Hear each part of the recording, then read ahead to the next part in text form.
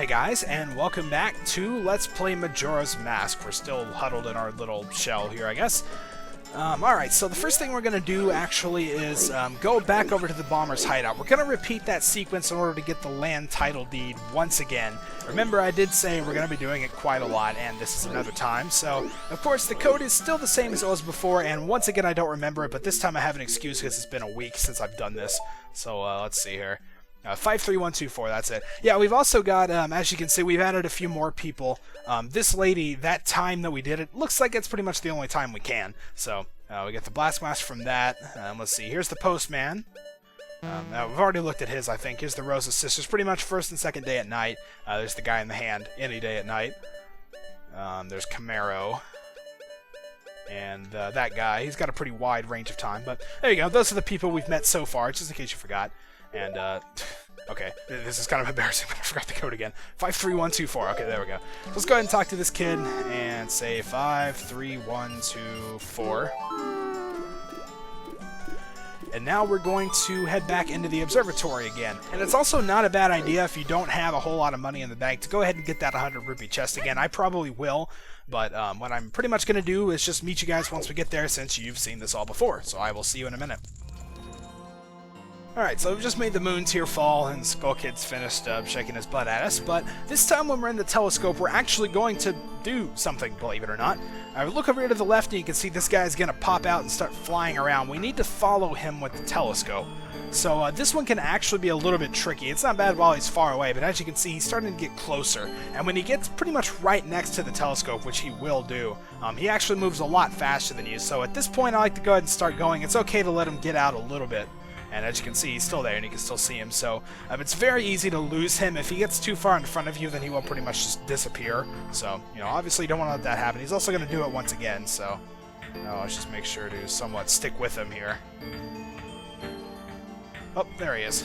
Yeah, he has a pretty wide range, so it's really not that hard. And eventually, if you keep following him, he will go to this hole and magically shrink and go inside. So there you go, just keep that in mind for later. We're going to be visiting him once we make our way out to the field, but if you're going to head out there the first time, you probably want to remember to do that. So now we got to go out here, collect the moon's tier, get the deed, and then I will meet you once again. Okay, so we're here and we have the land title deed once again, as you can clearly see there. So now I've also taken us down to 50 rupees because we're going to be collecting quite a lot. So, you know, I don't really want to waste what we pick up. But now I've pretty much done everything I need to do around Clock Town for the time being. So it's time for us to adventure out into the brave new world of Termina. Awesome. So once again, this guy's going to try to stop us. He's really good at that, by the way. There's no way I'd be able to keep up that well. But, yeah. Sword, blah, blah, blah. So we're actually going to head out the north gate, as you can see here. The swamp, which is the place we need to be heading, is to the south. But there's a couple things around Termina Field that we need to pick up real quick. And by the way, this area is also kind of pretty cool, so I like it. But anyway, we're going to head on down. We've been here before. I remember we saw Camaro up there on one of those little mushroom-looking things. What we're actually here to do is to come out and enter this little pit right here. And once we do that, we actually have a somewhat tricky battle inside. As you can see, we have some Dodongos. Wait, you don't even know about the Dodongo? It moves slowly so you can circle around to its backside. Got it? So, of course, they act pretty much the same way. They spit fire at you, but these guys actually have quite a lot of health. So, you're going to be doing quite a lot of attacking here. And also, there are two of them, so it's very easy to accidentally get hit by one, kind of like that. I really can't even see what's going on. Let's just hit this guy. And then I get hit by the tail. Yeah, so like I said, this battle is actually a little bit tricky. As you can see, I'm kind of getting my butt kicked a little bit here. Alright, let's just let this guy turn around.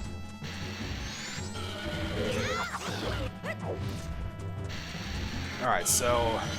Wow, holy crap. Okay, this camera is like starting to actually mess me up a little bit. It usually doesn't do that, but... Yeah, and the target doesn't automatically switch to the tail like it did in Ocarina of Time either, so if you're going to do jump attacks, you have to pretty much manually aim it, which can be a little bit hard.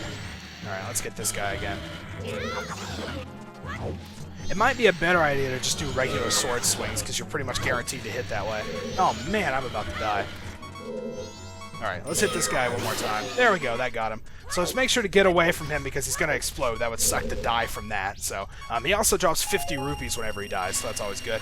And now we can finish taking this guy out. This battle's gone pretty badly, but thankfully now that there's only one, it's a lot easier.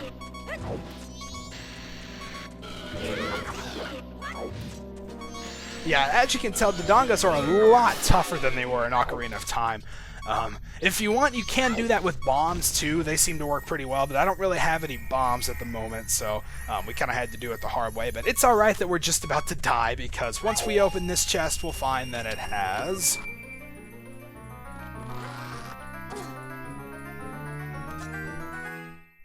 a piece of heart, which, of course, always refills our health, and to make things even better, we've assembled a new heart container. Awesome, so we're up to 5 hearts now, and we still haven't even set foot really too far outside of the town, so there you go. That pretty much says right there that this game is quite a bit different than Ocarina of Time. Alright, so now that we've done that, I guess we can play Scarecrow's little thing here. Like I said, it's really weird where you gotta stand. No, don't use the title deed. There it is. And that, of course, I think was the Minuet of Forest from Ocarina of Time. I don't know. I always kind of forget the warp songs a little bit, like which one's which. I know what the notes are for all of them, and I keep forgetting the names. So, okay, so now we're done with this little north side here. I guess I'm not going to bother picking up money. We've got 153, so we've got plenty. So now we're going to head over here to the east side, and as you can see, the observatory is actually right there. And this is where we're going to do something with that little Deku Scrub thing we saw flying around in the telescope earlier. And this guy, this is a pretty interesting enemy. I like this. Well, we couldn't get Tattle to tell us about it. I like its name, too. So, come on, let's target this one. Or not. For some reason, she's not wanting to target them until they're right next to me. Okay, I know there's another one. Okay, here it is. Phew, alright, just barely got it. This is a real Bombchu. You know, much like the Bombchu that sort of goes along the ground and then explodes, that's a real one. It's actually like a rodent with a bomb attached to its tail, so I always thought that was pretty neat, but I guess we can refill our health with this guy here. Okay, so this is the hole that guy flew into, so we're going to head on down. And make sure you got plenty of money at this point, because we're going to be needing pretty much all of what we have. So let's go ahead and talk to him. Ah, what are you doing here? This is my secret storage unit. It's a problem if you come in here without my permission. Please, I'll sell you a piece of heart if you just keep this place a secret. 150 rupees for one. Man, that's a ripoff. Alright, fine. So there we go. We get a piece of heart for that. So that one's a little bit pricey, but it's really not that hard to get 150, either by defeating the Dodongos like I did or getting the 100 rupee chests in Clocktown, so it's pretty easy to get money in this game. But anyway, once we buy it, he's going to fly on out of here, and this takes forever, because he has to make little circles for some reason. Okay, there we go. And you can also see there are some bugs crawling around, you know, like the kind you could put in a bottle, but we don't have a bottle yet, so they just kind of look funny for now, but okay, so now that we're done with that, we're going to head over to the south part, and this is actually where we need to be going, because the swamp is to the south, and that's our first destination, but there's just one little itty-bitty thing we need to do before then. So let's make our way on around, and you can also see there's some square things on the map. Those indicate treasure chests since we bought, I think since we bought the map. I don't know, that might always be there, but whatever. Alright, so what we're going to do is ignore the way we're supposed to go, which is that way for right now. And we're going to head over to this grass. Now you can see there's this kind of giant bird flying around back there. Leave that guy alone, pretty much. He has the ability to steal equipment from you, and you have to buy it back in Clocktown later. So really, you do not want to mess with him at this point. And in here you can see there's a pea hat. These guys returned from Ocarina of Time. Don't tell me you don't know about the pea hat. Just remember that its root area is soft. Yeah, so this is pretty easy. You can really just do jump attacks. And, well, I kind of missed the timing up a little bit. So yeah, just pretty much keep repeating this, and eventually he'll go down without too much trouble. Whoa, okay, it started to turn on me a little bit.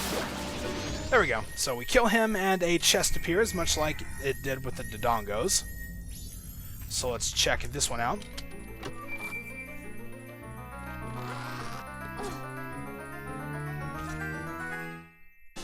And we get yet another piece of heart. I've lost count of how many we've got at this point. It's been so many, but there you go.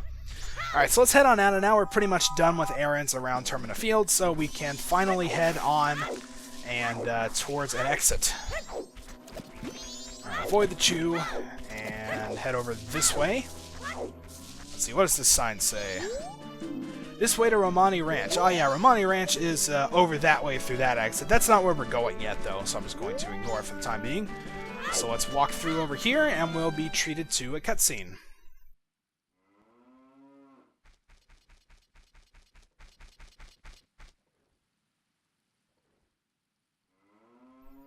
Oh, I remember this.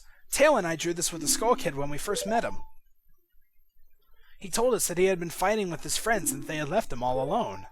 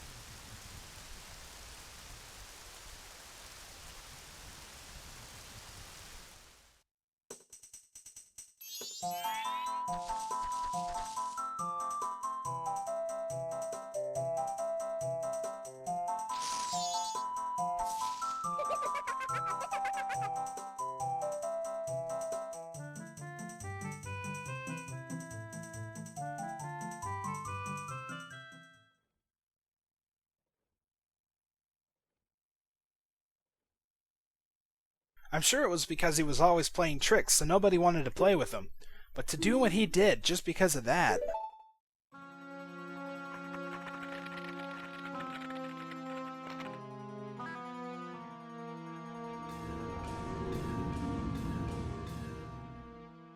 And once he got his power...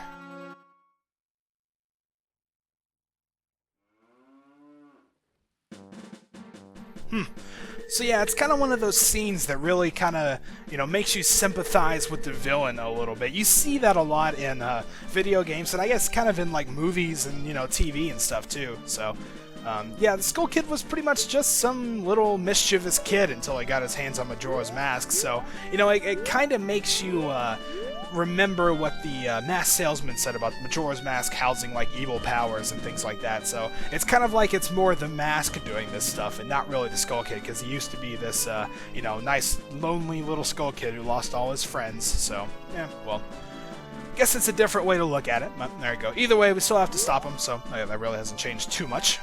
So let's go ahead and head out to the south, and this will sort of send us into the swamp area. We're not quite there yet. We've still got a little bit to go through first, which I'm going to try to do pretty quickly here. So let's take out the Chew that's in the way, and we've got this kind of old dead tree here, which looks kind of ominous. We've got bats flying around it and everything, but... so let's get over here. We're actually going to be doing something with that. Let's go ahead and take this guy out so he doesn't bother us. Of course, the Chews do respawn, as you can see that one over there. So, alright, so we're going to get near the tree here and pretty much just wait for the bats to start coming towards us. They work pretty much the same way that Keese do. They're not called Keese, though. They're actually called something different in this game. I think it's just like Bad Bat or something. Let's see. Yeah, it's a bad bat. If you notice something before it swoops down, well, it's don't come running to me. But yeah, they pretty much work exactly like Keese do. You really just want to block them and then try to hit them. The problem is they don't stop moving, so if you want to use Deku Link's bubble thing, that's probably not a bad idea. That'll let you hit them on the way down. We also want to kill this one up here. He's just kind of sitting around, and that's actually for good reason. Let's go ahead and kill this guy again. I wish they would stop respawning for a minute. Alright, let's go ahead and take this guy out. I guess the other one's... Whoa, he's flying at us. Alright, there we go. We got him anyway. And then there's the moon, by the way. So let's go ahead and kill that guy, and then we can actually climb up this tree. And when we do that, we actually can see a pretty well-hidden piece of heart here, actually, that you wouldn't be able to tell that's up there from the ground. So that's kind of clever. I really do like this. But alright, so let's head on down, and before we leave, we can see Tingle is floating here, so let's go ahead and... I don't have any money, do I? I can't buy his map anyway. Okay, well, that's really no big deal then. Let's go ahead and shoot him down for fun, I guess. But okay, so I think, yeah, there's some bushes around here. I'm going to grab some money out of this, but before we do so, I think I'm just going to go ahead and say that this is going to be the end of the video. So, well, you know what? I think the mat costs 20 rupees, if I can get that. 18. Okay, well, no, I can't. I'm going to have to get a little bit more. But anyway, yeah, I'm going to go ahead and end the video right here. This is kind of a weird place to do so. Oh, wait, no, never mind. I keep saying that, but we keep finding more things to do. We can actually head down here if we want. There's a chest. We can open it. And it's actually going to have 20 rupees for us. I kind of forgot about that for a minute, but there we go. We can go ahead and get that. So, actually, let's go ahead and stop right here because there's nothing going on. So, next time we're going to head back up, buy the mat from Tingle, and then finally adventure into the Woodfall area. So, until then, thank you guys for watching, and I'll see you next time.